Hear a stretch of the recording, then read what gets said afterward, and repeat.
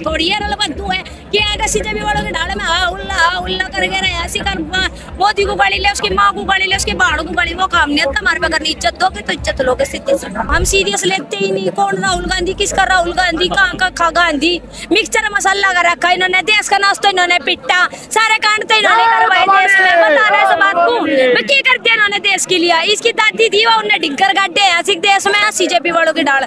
ना तो हम पत्थरबाजी करें, ना हम बदतमीजी करें, ना हम गाली गलौज करें, ना हम मीडिया वालों के साथ बदतमीजी करें। भाई हम जैसे तरीके से शांतिपूर्ण धरना है, धरना चल रहा, धरना देते रहेंगे। हमारे साथ मौजूद है डॉली भारद्वाज जी।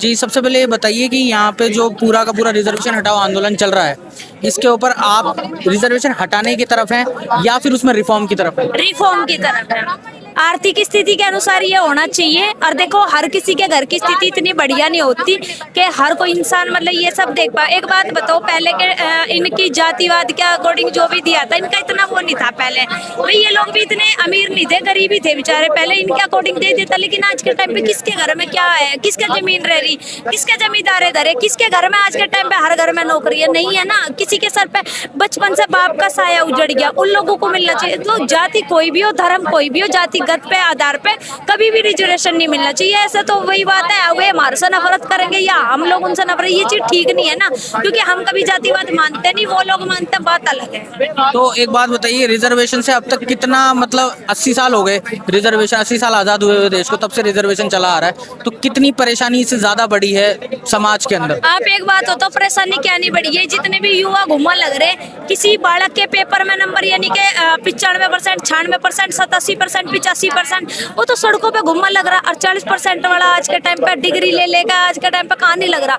आप एक बात बताओ, छोटी सी बंदा ना प्रशासन में चल जाएगा, हर जगह चल जाएगा, लेकिन क्या आप सरकारी अस्पतालों में झेल लोगे? आज के टाइम पे इंसान अपना इलाज क्यों नहीं करवा रहा सरकारी अस्पतालों में, प्राइवेट की तरफ जा क्यों रहा है? यानी कि आपने देखा होगा जिस चीज के भी प्राइवेट हॉस्पिटल है, सबसे ज्यादा बंसल हो गए, जैन हो गए, शर्मा हो गए, ठाकुर हो गए, सबसे ज्यादा जनरल कैटेगरी लोगों के प्राइवेट अस्पताल मिलेंगे। क्यों मिल रही है आपको?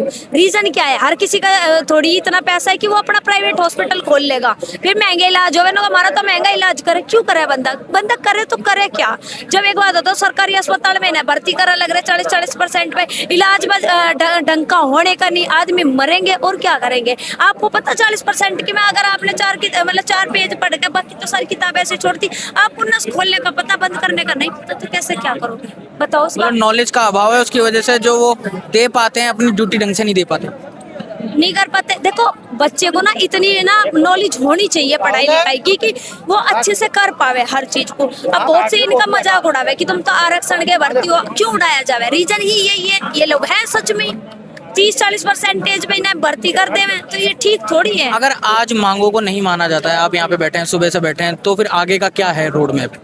देखो वही बात है, जो हमारे बड़े बुजुर्ग बैठे, हमारे तो जो और भी बड़े बैठे, जो करवे के होंगे डाल तैयार है। हम देखो इनकी तरह ना सीजेपी वालों की डाल, ना तो हम पत्थरबाजी करें, ना हम बदतमीजी करें, ना हम गाली गलौज करें, ना हम मीडिया वालों के साथ बदतमीजी करें। भाई हम जैसे तरीके से शांतिपूर्ण धरना है, धरना चल रहा, धरना देते रहेंगे और क्या करेंगे। सीजेपी ने जिस तरीके से प्रोटेस्ट किया था, उस तरह का प्रोटेस्ट आप नहीं करने की बोल रहे हैं? मतलब उन्होंने गाली गलौज करी, गाली गलौज करी, पत्थरबाजी करी और सनातन धर्म को टारगेट करने का काम करा, ब्राह्मणों को टारगेट करने का काम करा, डपली गैंग आतंकवादी के पिल्लों को यहाँ से सहारा दे देते हैं ये लोग। हम वो काम नहीं कर रहे, हम उम्र क्वालिटी की रिहाई की मांग नहीं कर रहे, हम अपने आरक्षण की बात कर रहे हैं, SC/ST काले कानून की बात कर रहे हैं, UGC रोल बैक की बात कर रहे हैं। अच्छा एक बात बताइए, जैसा कि आप कह रहे हैं कि सरकार जो आइडियोलॉजिकल आपकी तरफ है ना, आइडियोलॉजिकल आप लोगों ने सरकार को चुना, तो फिर क्यों सरकार ऐसे कानून ला रही है आपके साथ? भाई सरकार एक्शन लेगी, आज नहीं लेगी कल लेगी, लेना पड़ेगा, सीधी सी बात है। क्योंकि देखो जो सीजेपी वाले वो तो बीजेपी को कभी वोट देते नहीं, बीजेपी वोट देने वाले भी ज्यादातर हम ही लोग हैं। जो भी भाई देखो हम यही बात बोलेंगे, अगर आज इस चीज को लेकर एक्शन नहीं लिया तो कल लिया जाएगा, लेना जरूर पड़ेगा एक्शन। तो अगर नहीं लिया गया एक्शन तो वो तो अगले फिर देखने को मिल जाएगा, इन्हें भी भाजपा वालों को, इन्हें भी इनकी औकात दिखा दी जाएगी और क्या करेंगे।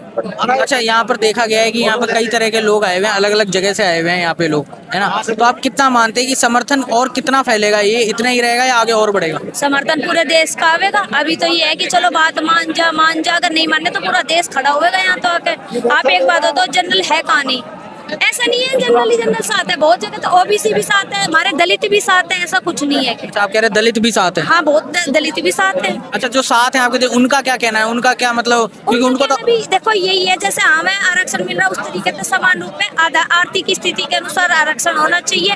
जातिवाद किस वजह से ज्यादा बढ़ रहा, इसी वजह से ज्यादा बढ़ा हुआ है जातिवाद लोगों के बीच में। अच्छा, जैसा कि देखा गया है कि जो राजनीतिक दल हैं, जैसे नेता प्रतिपक्ष राहुल गांधी, उनका भी कहना है कि जातिगत जनगणना होनी चाहिए, जिसकी जितनी हिस्सेदारी उतनी उसकी भागीदारी, ऐसा बोला गया। इसके ऊपर क्या बोले? इसका तो ये तो मनोरंजन का साधन है, ऐसा तो सीरियस ना लेकर ते सिर का दर्द है डालेगा को तो साइड में को खुदे डगर है, इसका तो जिक्र ही नहीं करवा होता। नहीं ना हम सीरियस लेते ना हम इनकी बात सुना करते। सीरियस ही नहीं लेते नेता प्रतिपक्ष है। अरे वो कुछ ही हो, हम सीरियस लेते ही नहीं। कौन राहुल गांधी, किसका राहुल गांधी, कहाँ का खा गांधी, मिक्सचर मसाला का रखा इन्होंने, देश का नाश तो इन्होंने पिट्टा, सारे कांड तो इन्होंने करवाए देश में। बता रहे इस बात को मैं क्या करते हैं इन्होंने देश के लिए। इसकी दादी थी वो, उन्हें डिंगर गाड़े ऐसी देश में, इसकी माँ ने डिंगर गाड़ दी भी, वो भी डिंगर गाड़ने को बेर रहा है। इससे बैठे भाई इसका ब्याह भी करवा दो, इसका घर बिठा दो, आपको फालतू यूं नहीं कर सकता कुछ भी, ठीक है। अच्छा, अगर जैसे कि देखा जाए कि अब आप आरक्षण को के हटाने को मुद्दे को, रिफॉर्म के मुद्दे को यहाँ तक लिया है, परमिशन नहीं दी गई अभी तक यहाँ पर भी, इसको कैसे कहेंगे, क्यों परमिशन नहीं दी गई अब तक? भाई सीजेपी वालों ने जो डल गया, आतंकवादी के पिल्लों ने यहाँ से कांड फैलाया ना, तो भाई देखो गवर्नमेंट को भी इस चीज में सचेत होना पड़ेगा कि जैसा उन लोगों ने करा तो ये लोग ना करें। लेकिन हाँ ये है कि प्रशासन बहुत बढ़िया है, प्रशासन ने कोई बदतमीजी नहीं करी ना, हम लोगों ने बदतमीजी करी।